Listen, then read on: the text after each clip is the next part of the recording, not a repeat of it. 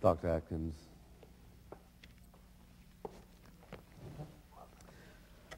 Thank you. It's a great pleasure to be here, and it's always a great pleasure to come to this country. I come from a college in the University of Oxford that was founded 570 years ago when the Lollard heresy was proving a threat to both church and state. And the college was founded, and I quote from the founder's statute, to overcome those who with their swinish snouts imperil the pearls of true theology. Now, I regret to say that my own swinish snout has not been overcome, and I intend to imperil what purport to be the pearls that will be cast about this evening. But I don't intend to be negative in all my remarks. I respect the reason for all your being here, and that it's really a part of the search for truth. I intend to open your eyes to the delights of true understanding. In fact, it's my intention this evening to take your minds on a journey and lead you from the darkness of ignorance to the light of comprehension. I'm here to do no less than to glorify the human spirit and to enhance your joy at being a part of this astonishing, amazing, enthralling, and delightful world. Now, this journey will be strenuous and take your minds to the highest altitudes of current thought. Therefore, I have to ask you that you divest yourselves of unnecessary baggage. Your souls will have to fly with me to the heights of human understanding.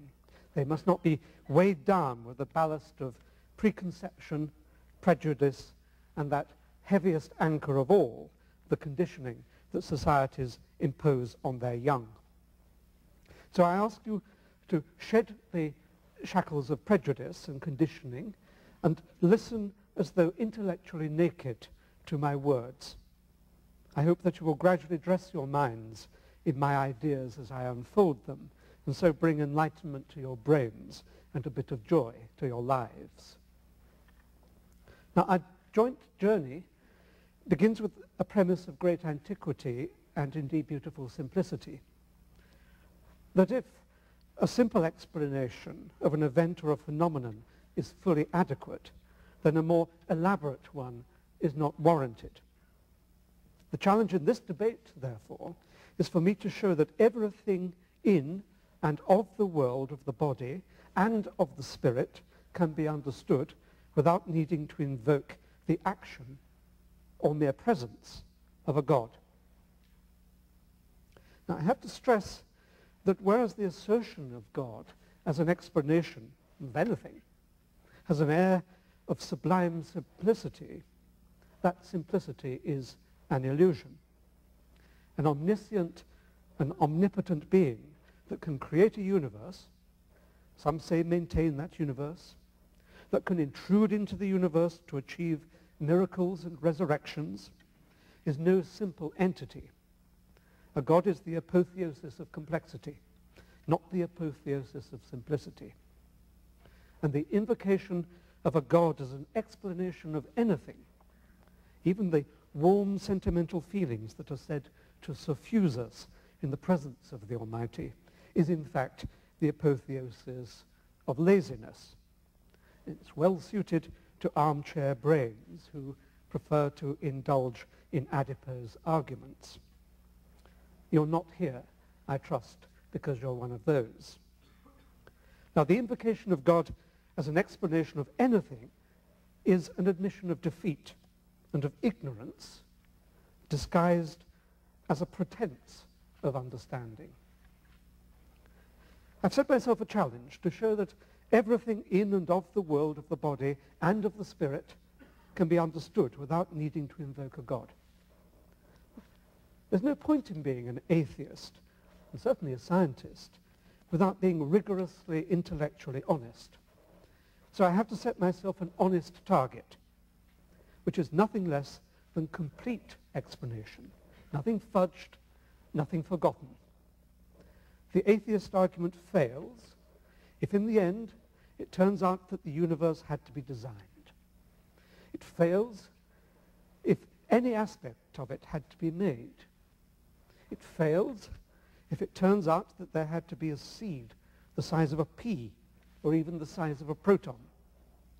We atheists must not cloud the issue. That's for the religious who do it so admirably and on such a cosmic scale. The atheist argument fails if it turns out that there is a purpose for the world. The atheist argument fails if it turns out that there is an afterlife, that miracles occur, or that a God is necessary to maintain the workings of physical law. The atheist argument begins to corrode if there are aspects of the human condition that science cannot touch, such as the supreme joy of artistic creation. That, then, is the challenge. Nothing less than complete explanation. Therefore, inevitably, I have to disappoint you. Science cannot yet explain everything. It cannot yet tell us what went on at the event we call the creation. It cannot yet provide a theory or even a simulation of consciousness. It would be quite wrong of me to pretend that it could. However, what I can hope to do is to present you with a scientific view of the world, a view that makes a convincing case that science can elucidate the great questions that have for centuries been regarded as religion's own. And with your newly cleansed, deprejudiced minds, you should be able to accept that science provides a richer, more comprehensible, more reliable, more deeply satisfying account of the cosmos than the primitive pseudo-explanations peddled by well-meaning but scientifically under-informed apologists. I'll deal with the most difficult problem first, creation ex nihilo. The adipose argument is that God did it. That, of course, is the lazy man's elixir, sort of a cocktail made up of a swig of credulity and a teaspoonful of unwillingness to think. In short, it's an explanation that avoids explanation. Science has moved cautiously but steadily towards the provision of a true understanding. I will not bore you with accounts of the events after the Big Bang, which is now universally believed by scientists to be a broadly correct description of the events immediately following the creation. I want to explore whether it is conceivable that science can elucidate the events at the creation, for that is where the atheist stands on the most dangerous ground. Notice that I intend to confront issues, not evade them. Science proceeds by exposing the true simplicity that underlies perceived complexity. Scientists are hewers of simplicity from complexity. I believe that it is possible for science to formulate an account, and it will be a mathematical account, full of precision, full of logical authority, full of the testability that is such a kingly quality of science, of what went on at the Big Bang, when space-time itself and the laws of nature came into existence. Science can already show that a creator had less to do than perhaps meets the eye. Let me present one tiny technical argument this evening. How much electric charge is there in the universe?